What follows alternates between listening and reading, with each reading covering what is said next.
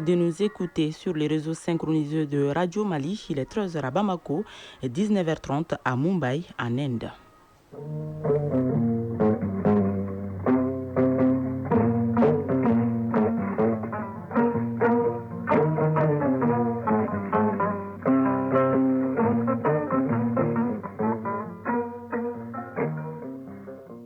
Le journal. Barakissa Ouattara.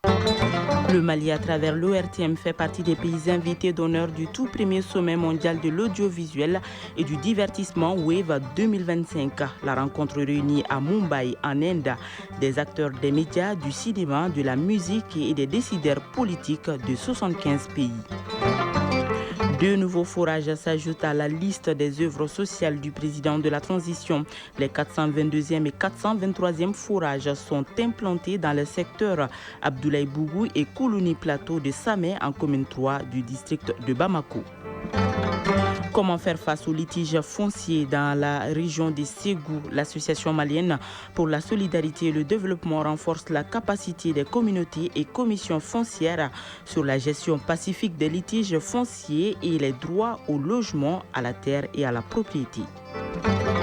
En sport avec Isaac Tchenou, sur le continent, on parlera de la CAN des moins de 20 ans. Cet après-midi, la R2 Congo affrontera le Ghana et le Sénégal aura affaire à la Centrafrique. Sur le plan national, ce sont des demi-finales de la Coupe du Mali qui seront à l'honneur demain et dimanche. Voilà pour le sommaire. Mesdames et messieurs, bonjour et bienvenue. Œuvre sociale du président de la transition, le général d'armée Assimi Goïta, le secteur Abdoulaye Bougou et Koulouni Plateau de Samé, en commune 3 du district de Bamako, ont eu l'honneur d'abriter les 422e et 23e fourrages. Les cérémonies d'inauguration ont été présidées par son conseiller spécial Agibou Dambélé. Compte rendu, Tchémoro Konaté. Samé, un quartier excentrique de Bamako dont la situation géographique est marquée en grande partie par un relief peu favorable aux conditions de vie. À cause de la pénurie d'eau, la majorité des habitants souffrent les martyrs. Pour s'en approvisionner dans certains secteurs de ce quartier, il faudra se soumettre à une corvée qui ne dit pas son nom. Adjatou Traoré, habitante de Samé Koulouninko. Les stigmates des seaux d'eau sont encore visibles sur ma tête. Nous partons nous approvisionner en eau jusqu'au niveau du marché. Il arrive même que le déjeuner soit servi à 15 heures. Une corvée qui appartient désormais au passé grâce au président de la transition qui y transporte une fois de plus ses œuvres sociales. De l'eau potable coule désormais à flot au bénéfice des habitants de Abdoulaye Bougou et de Koulouninko Plateau, deux secteurs abritant les 422e et 423e forages gracieusement offerts par le général d'armée Assimi Goïta. Kadiatou Traoré. Plusieurs présidents se sont succédés au Mali, mais Assimi se démarque des autres à travers ses œuvres partout. Nous le soutenons et lui souhaitons longue vie.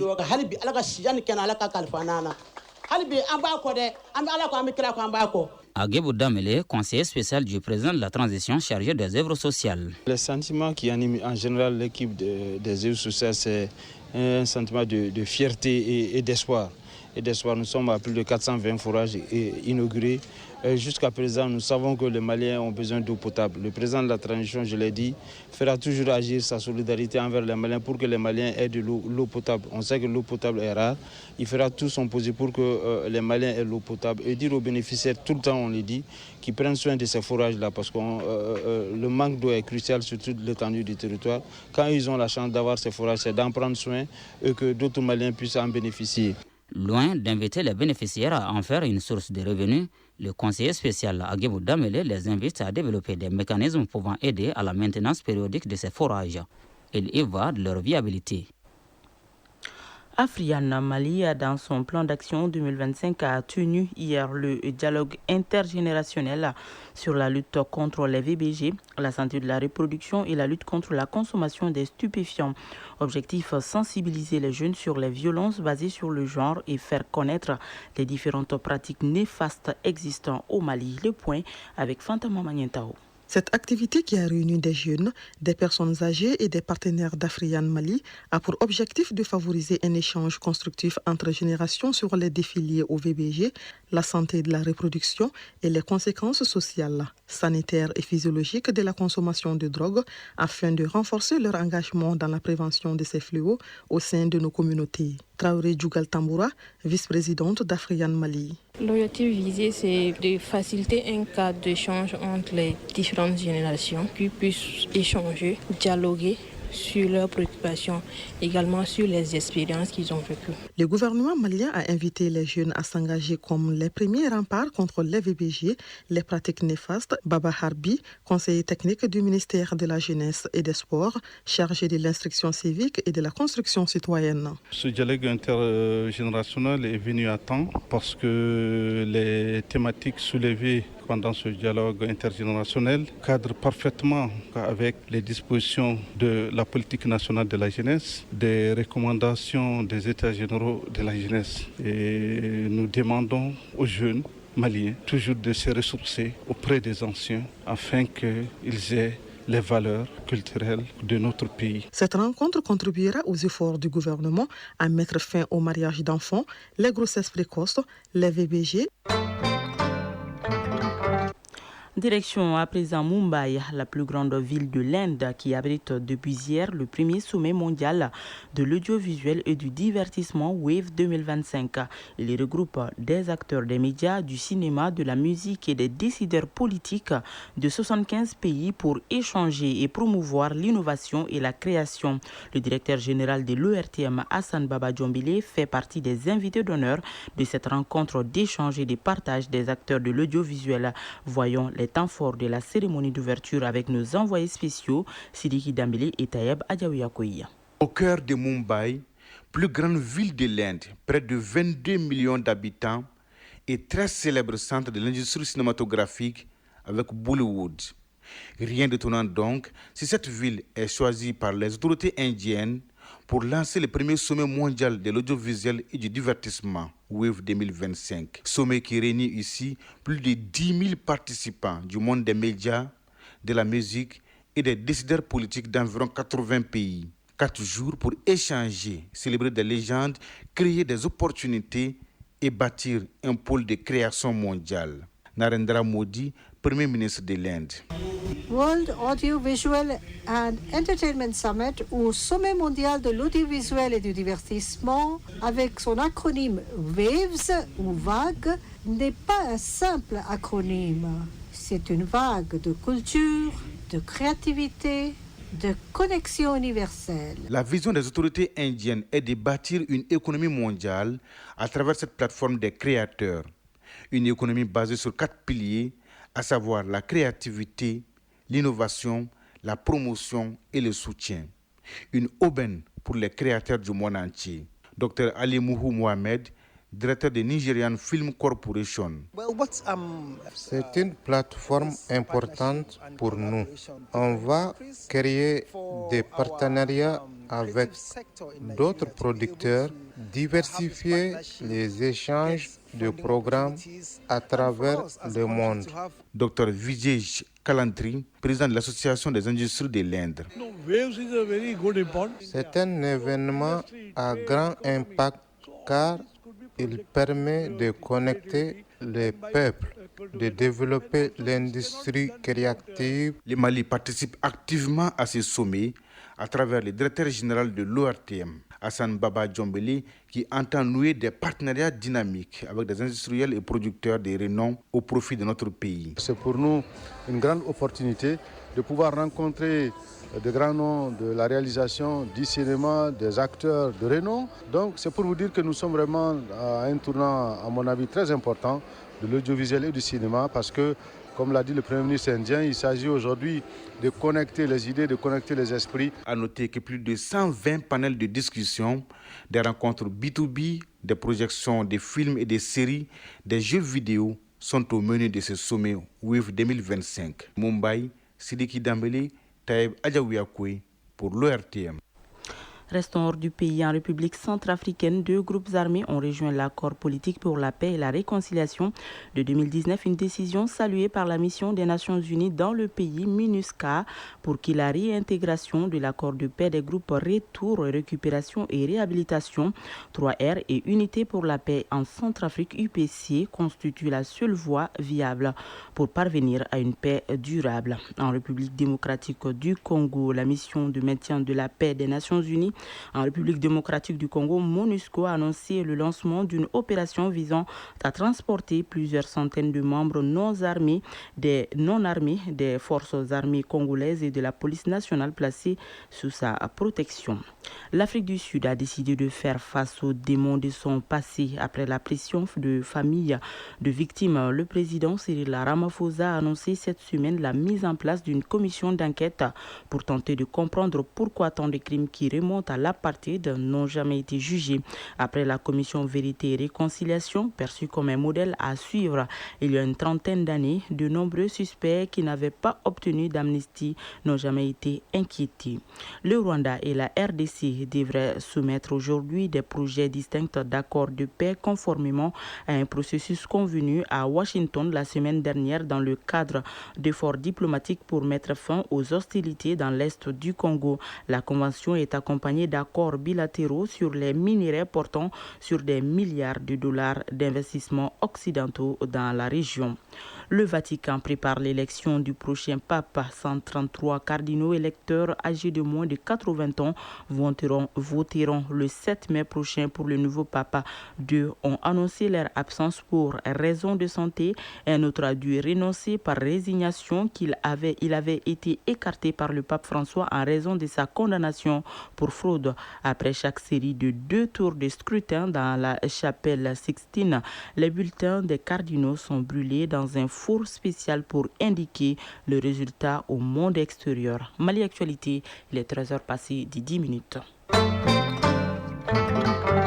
Retour à l'actualité nationale. L'ONG Mousso, le gouvernement malien et d'autres acteurs clés se sont réunis pour la première réunion du comité de pilotage des soins essentiels communautaires (SECA).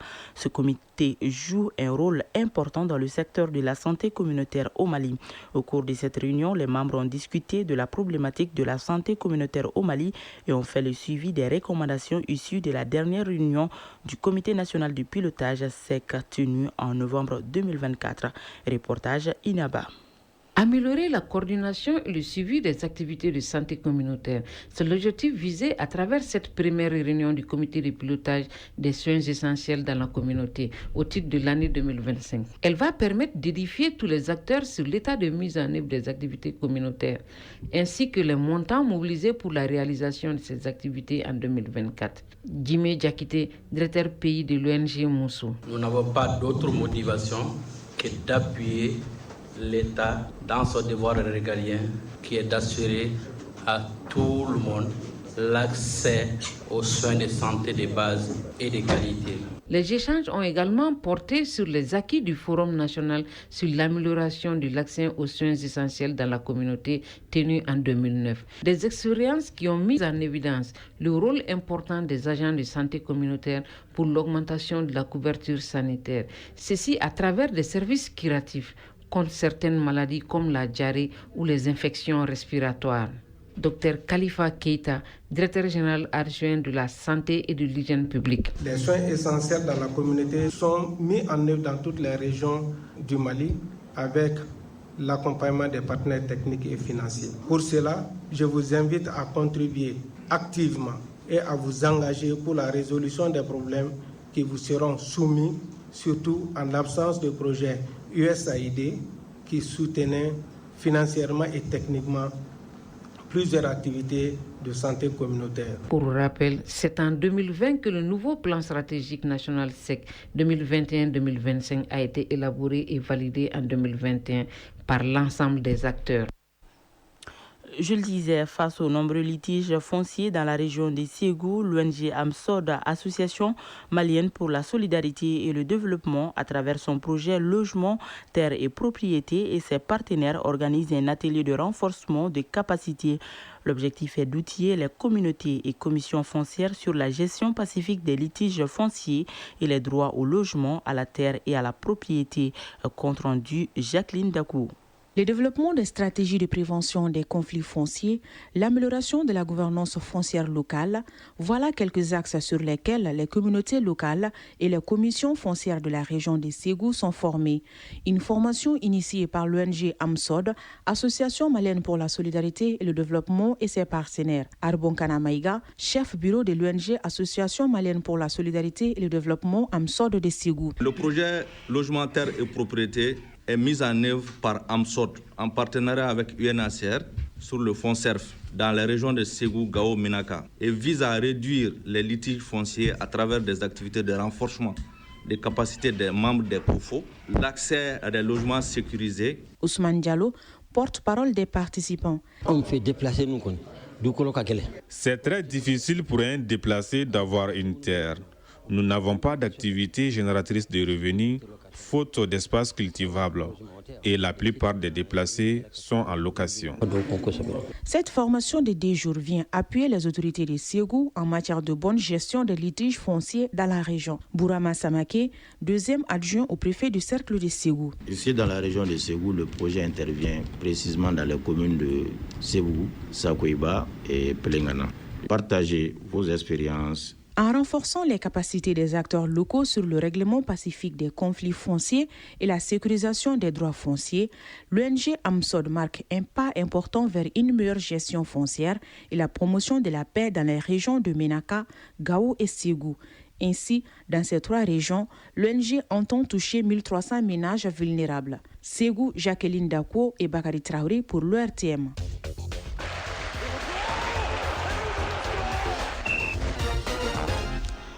Ainsi s'ouvre la page sport. Coupe du monde de beach soccer. La Mauritanie, premier pays africain, a raté son entrée en lice. La 6e journée du championnat national de première division de football féminin a pris fin cet après-midi.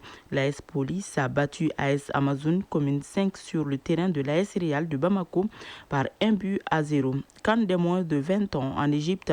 La première journée se poursuit. Cet après-midi, la RD Congo affrontera le Ghana et le Sénégal aura affaire à la Centrafrique. Sur le plan national, ce sont des demi-finales de la Coupe du Mali qui seront à l'honneur demain et dimanche. Le résumé de l'actualité sportive, c'est avec Isaac Chinou. Coupe du Mali de football, 64e édition. La première demi-finale se jouera demain au stade Mamadou Konaté. Une demi-finale qui opposera le FC Diarra et le Sabal de Mbako.